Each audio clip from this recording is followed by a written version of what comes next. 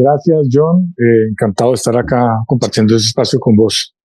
No, gracias a usted por dar todo lo que ha hecho y pues quería visualizar lunáticos, están los sobrevivientes y está Cowboys. Así que Muy bien. son muy buenas historias y que me encantan mucho. Yo quiero preguntarte cómo ha sido la evolución de todo su trabajo, ¿qué es más importante? Pues yo no sé si vos, ahora que me mostrás esas tres novelas, te has dado cuenta que sí hay como una evolución en la técnica, ¿sí? En estos casi 7 años que llevo ya haciendo, pues trabajando profesionalmente, metido de lleno en el mundo del cómic, cada vez que afronto un nuevo proyecto, a mí siempre me surge como la inquietud de, bueno, ¿y ahora qué nos vamos a inventar o qué vamos a proponer? ¿Cuál es como el impacto visual diferente que queremos transmitir a los lectores esta vez? Y entonces, por medio del estudio y estar como sobre todo experimentando nuevas técnicas, nos lanzamos casi que a salir de la zona de confort y ver con qué nuevas ideas salimos, en todo en el tema gráfico, ¿no? A veces también con el estilo narrativo. De todos modos, digamos que sí que hay un estilo que del cual uno no se aleja, pero sí que hay una propuesta innovadora en cada proyecto, y eso es a través del constante ejercicio del estudio. Entonces, eso es como algo que me lo he propuesto y que trato siempre como de mantener, porque no quiero encasillarme en un solo estilo. Eso le quita a uno como, o lo bloquea a uno ante nuevas posibilidades, nuevas formas de exploración. Y por ejemplo, ahora, si vos ves Cowpolis, ves que eso está hecho con una intención narrativa diferente, está hecho con un estilo gráfico que en ese comienzo estábamos apenas como, digamos, introduciéndonos, aproximándonos, y ahora en la última novela, en Lunáticos, ahí sí ya como que teniendo todo esa madurez desde el lado de punto técnico, dijimos, ahora sí nos vamos a lanzar de una manera súper experimental y que la técnica de alguna manera también incida de una manera radical sobre la manera como la gente lee la historia. O sea, la parte gráfica incide sobre el guión. Entonces ahí se empieza como un proceso de sinergia bien interesante. Hay algo que enfatizar sobre el tema de Cowboys que me tiene súper emocionado, es sobre el tema, bueno, tanto gráfico. Hay una parte que se habla sobre la representación del uso de las catástrofes climáticas, los temas sociales. ¿Cuál crees que es ese propósito? ¿Cómo incluir grandes desastres como la trilogía de Misterio? Porque es algo complicado de cómo afectan las catástrofes, que obviamente se luchan por la igualdad, la resistencia civil, pero ¿qué simboliza ese contexto para que sea como un mundo corrupto y dominado por la élite? Sí, yo me acuerdo que cuando estábamos ilustrando Caópolis, justo nos coincidió con todo lo que fueron las manifestaciones del 21N, con todo el estallido social. Eso o sea, fue inevitable que nos afectara. Nosotros ya veníamos construyendo esta ciudad, que era como una ciudad distópica, Bogotá del futuro, que además, digamos, de la composición arquitectónica y urbana que habíamos desarrollado a través de maquetas digitales. Teníamos toda una elaboración de un arte conceptual de cómo iba a ser esta sociedad postapocalíptica, y eso involucraba todo una estructura social que enfatizaba mucho lo que es toda esa parte de la segregación social que se está dando y que se está, digamos, aumentando, ¿no? A medida que va pasando el tiempo. Y entonces esta estructura social se componía como de unas élites que se asentaban en la parte superior de la ciudad, en contra de unas clases marginales que se asentaban sobre las bases inferiores de la ciudad, que eran las más contaminadas y las más hacinadas. Entonces esta composición social quedó muy marcada, porque muy marcada en estas ilustraciones de esta novela, porque además cuando una ciudad se compone a nivel horizontal como Bogotá, la segregación social pues no se evidencia. O sea, nunca estamos viendo, digamos, estas grandes diferencias. Pero cuando la ciudad se compone a través de un sistema vertical, entonces todo se evidencia, porque es como casi que una clase social encima de otra. Creamos toda esta ciudad, se da el estallido social, y ahí es cuando empieza, digamos, es cuando lo que se ha desarrollado a través de la historia explota. Y entonces nosotros habíamos creado ya unas ilustraciones donde se manifestaba todo lo que iba a ser lo que pasa en una ciudad cuando simplemente ya colapsa, no solo desde el punto de vista medioambiental, sino social, y se dan todas estas manifestaciones y todas estas protestas. Y lo que fue sorprendente para nosotros es cuando empezamos a salir a las manifestaciones y empezamos a ver todo lo que está pasando, y el impacto fue brutal, porque decíamos, uy, pero nosotros ya nos habíamos anticipado a estas escenas. De hecho, muchas de las ilustraciones que están en Caópolis, luego las empezamos a comparar con las del estallido social y eran muy parecidas. Y entonces decíamos, entonces íbamos por el camino correcto. O sea, de alguna manera sí que todo este tema de la anticipación nos había dado en el blanco. Y entonces pues fue como pues satisfactorio desde el punto de vista que todos los estudios que habíamos hecho con respecto al arte conceptual iban bien encaminados.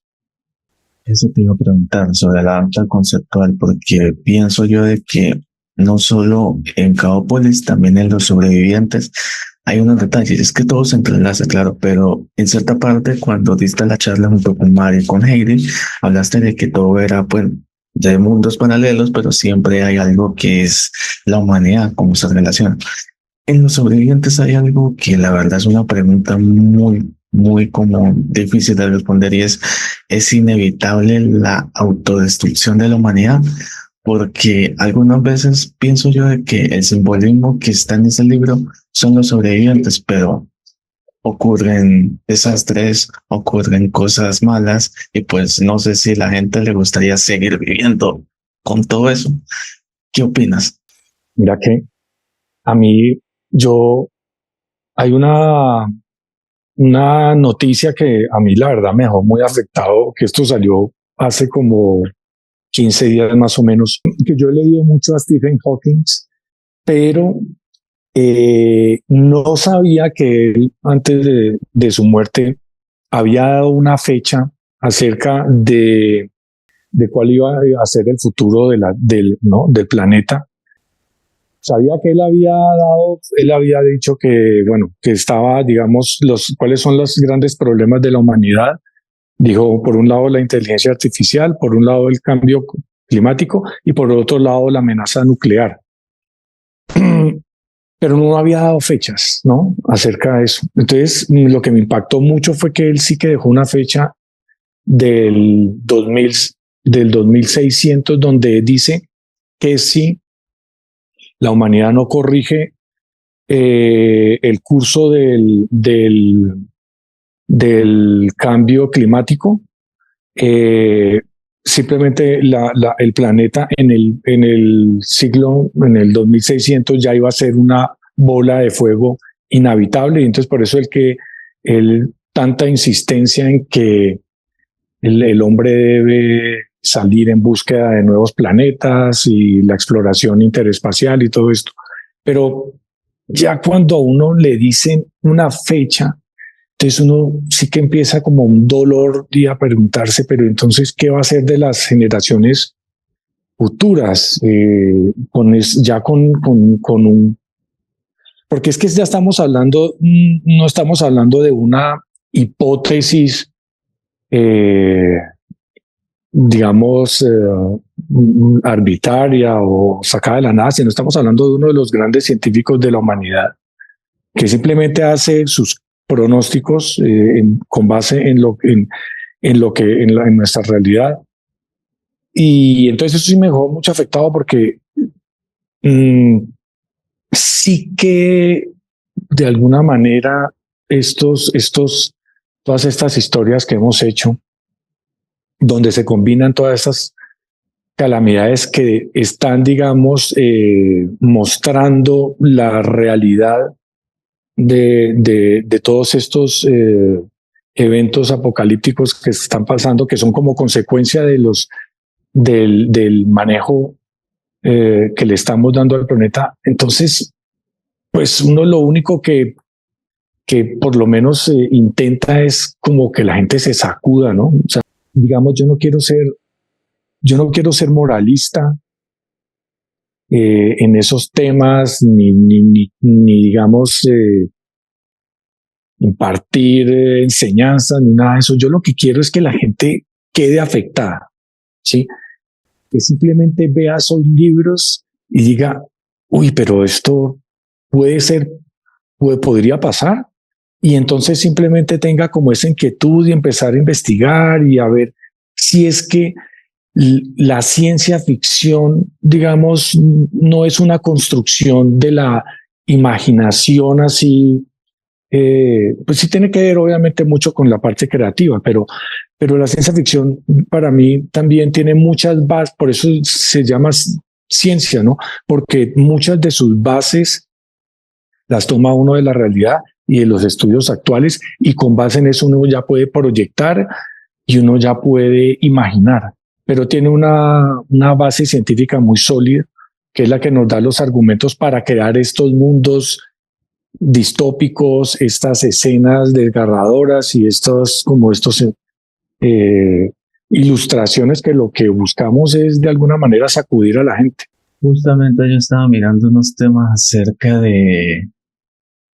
Luego de eso hay un tema en el libro de Lunáticos que, bueno, eso no lo referenciaron en la charla de Planeta de los periodistas, es sobre el tema de lo que pasa con Ángela en Barichara. Se supone que Barichara es una de las partes más felices de Santander, ¿no? De Colombia.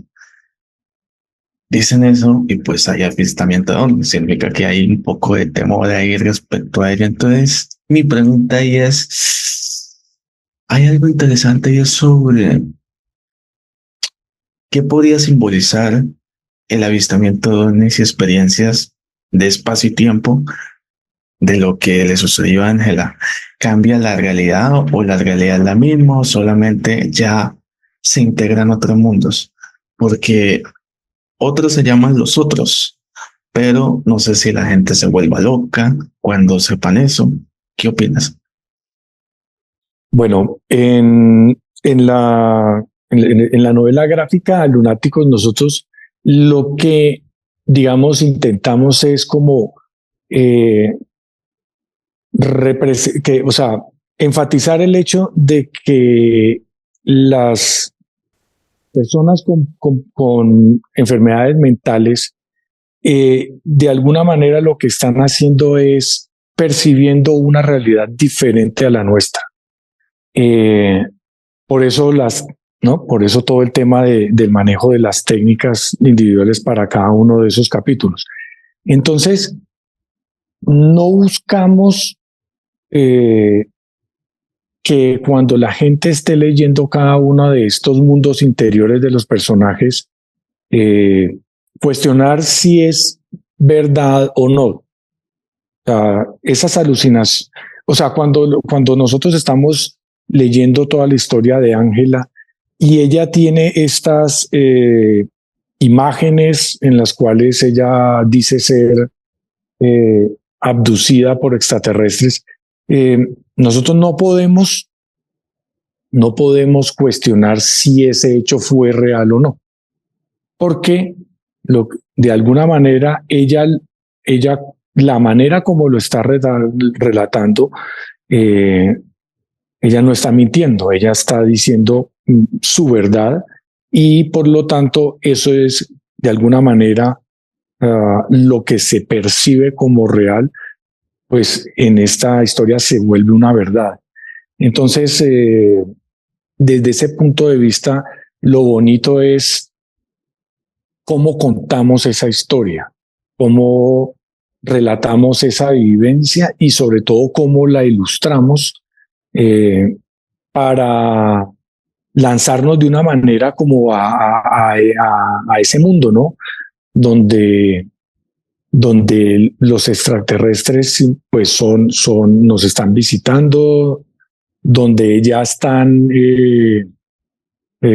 interviniendo en nuestro mundo y donde se están generando también como comunidades que se llaman los contactados, que tienen ya interacción con ellos. Y Ángela pertenece a esa realidad,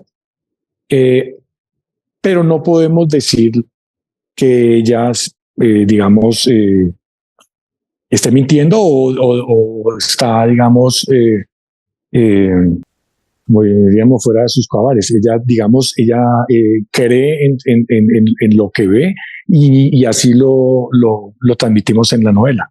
Hay algo sí que sí quiero enfatizar lo que es que en esta parte me encantó mucho en la historia que cuando se habla de JOS 227 habla sobre no solo la misión alienígena, sino también de la sensibilidad a los animales. Yo sé que entre Mario, Heidi y tú tienen como ese respeto por el lado animal.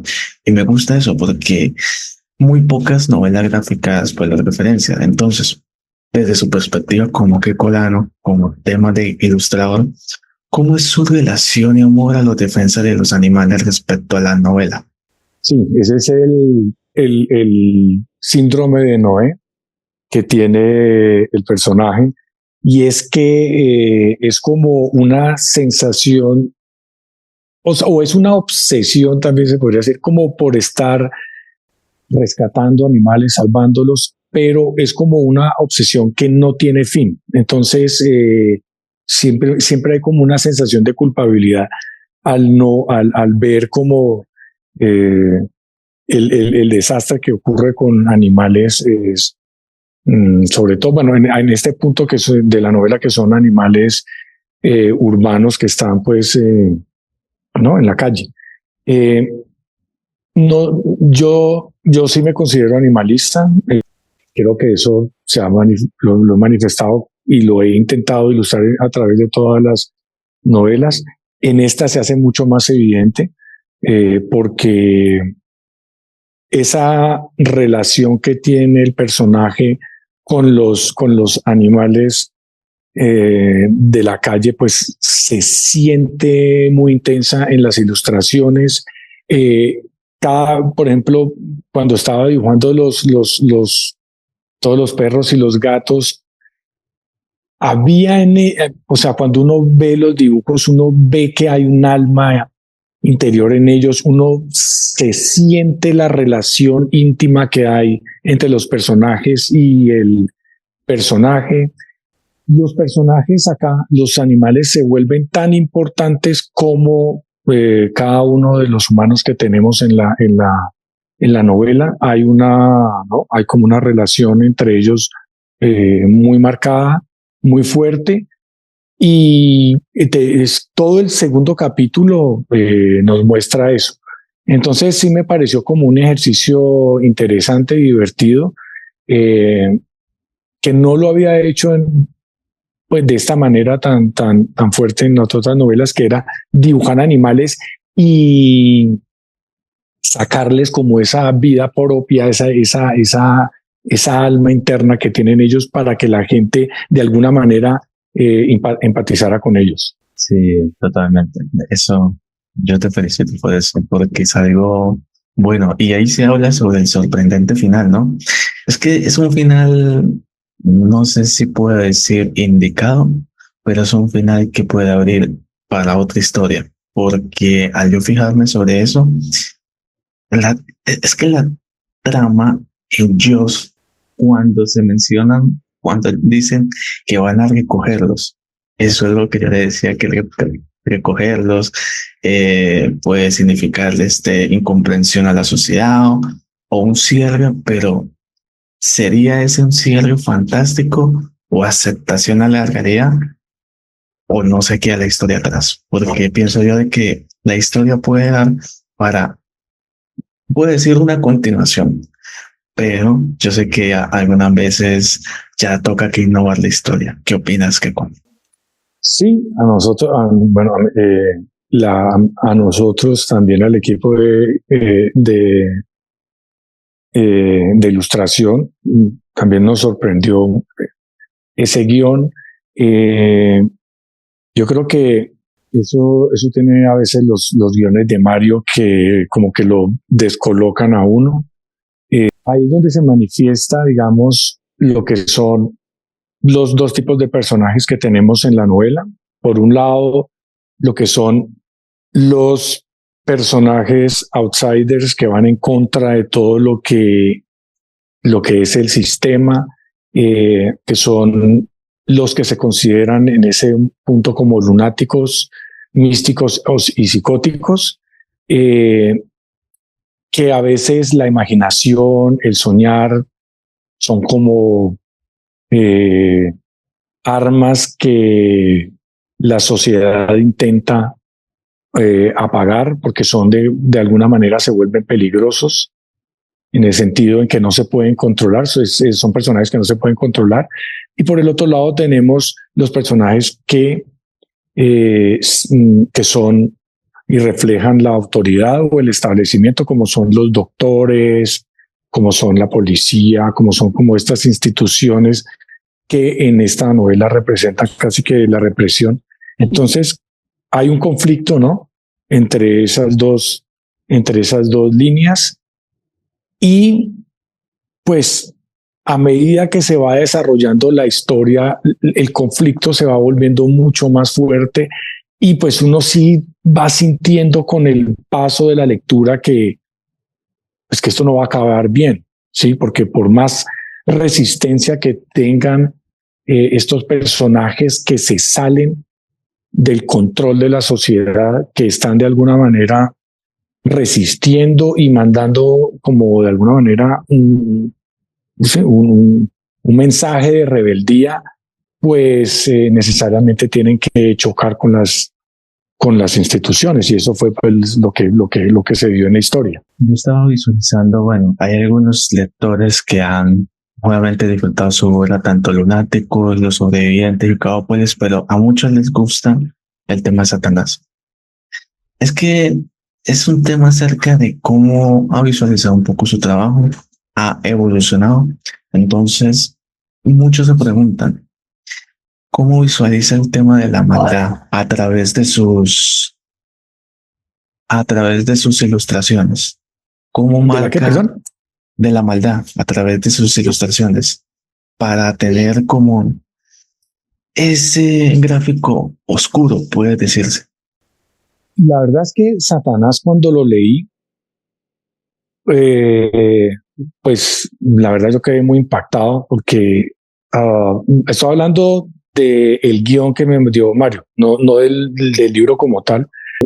Y yo cuando leía ese guión decía, ¿y yo cómo voy a yo cómo voy a ilustrar esto, o sea, ¿cómo voy a hacer? Hay unas escenas demasiado explícitas, demasiado fuertes. Esto no se puede hacer. Esto es como va a ser demasiado rudo. Entonces, después de echarle mucha cabeza, empecé a estudiar bien el guión de Mario, su estructura, cómo se componía. Me di cuenta que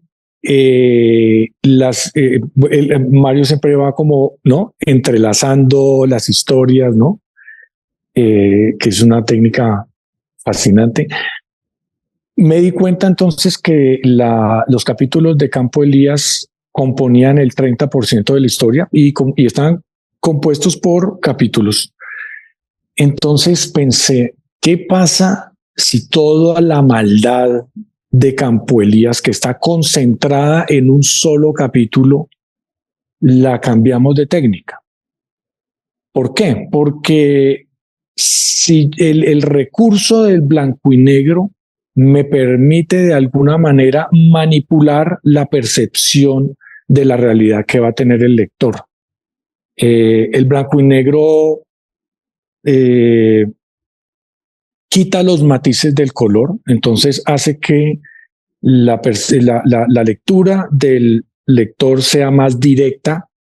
No hay colores, es como entender el Dr. Jekyll y Mr. Hyde, que solo hay dos caminos y no hay matices intermedios. Campo Elías solo ve el mundo en blanco y negro. Él no entiende de matices. Y cuando uno ve el blanco y negro, uno de alguna manera, uno está distorsionando la realidad, la está manipulando, con lo cual las escenas que eran muy rudas, muy crudas, cuando uno las ve en blanco y negro por alguna razón, las puede uno digerir, ¿sí? O sea, digamos, los fondos yo los podía obviar según lo necesitara. Por ejemplo, el color de la sangre simplemente desaparece y se vuelve negro.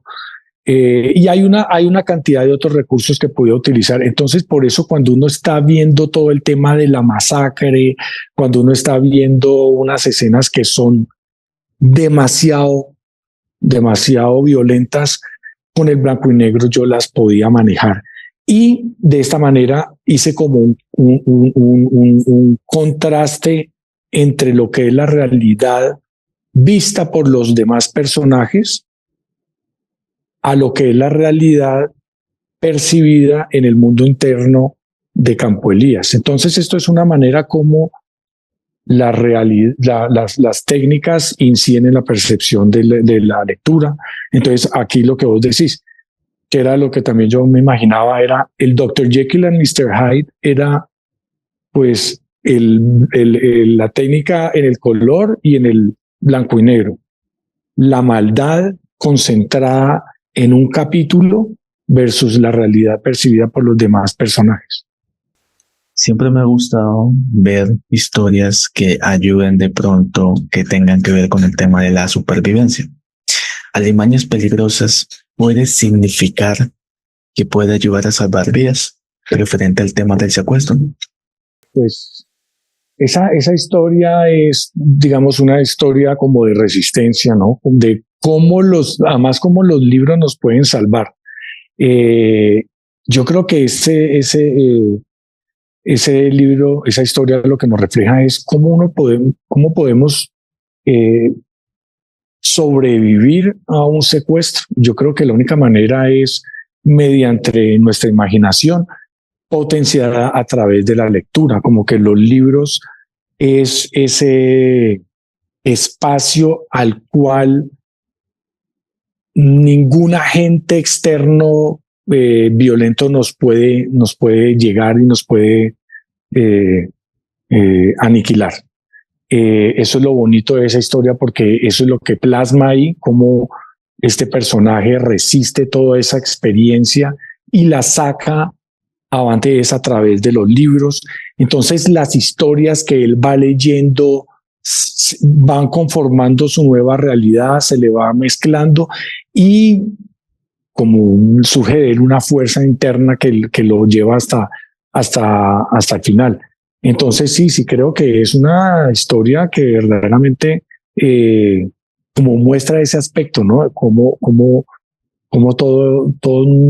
toda la lectura es un espacio inquebrantable que tiene, digamos, cada persona. Es verdad que muy cierto. Y por último, ¿cómo define su trabajo en una palabra? Experimentación. Sí, totalmente.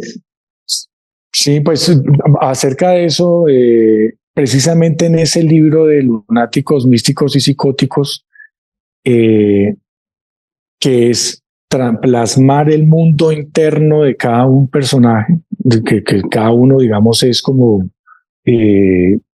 o lunático o místico psicótico, para meternos dentro del mundo interno de cada personaje, tiene cada uno una técnica diferente. Entonces, eso es pura experimentación. Eso es que la gente, cuando empieza a leer cada capítulo, empieza como a meterse dentro del mundo interno del personaje a través de la experimentación de la técnica. Entonces yo creo que eso ahí se refleja. Este es tu espacio para que digas tus redes sociales. Un saludo para Colombia, Latinoamérica, y bueno, invita a la gente a seguir todos sus libros, pero en especial Lunáticos, Místicos y Psicóticos. Si las personas que quieran seguir como todos los procesos que llevamos a cabo en este proyecto, que es el proyecto Caópolis, está en las redes, en Instagram como Proyecto Caópolis, y yo también tengo unas redes donde son más trabajos personales, que es Keiko Olano, también todo en Instagram. Entonces ahí chévere, porque sobre todo me gusta mucho publicar mucho lo que son todo el tema de procesos. A veces tienden a ser más interesantes que los mismos resultados, y para que estén atentos a todos los eventos y todas las presentaciones. Ahora vamos a estar en la Feria del Libro de Cali presentándolo con Mario. Es el otro domingo. Y chévere, porque son estos espacios que tenemos con todos los lectores para me gusta dibujar con ellos y hablar acerca de los proyectos que estamos haciendo. Perfecto. Con mucho gusto. Fuerte abrazo, bendiciones. Ok, John, muchas gracias. No, gracias a ti. Fuerte abrazo. Gracias a Planeta también por la oportunidad. Okay. Chao. Chao.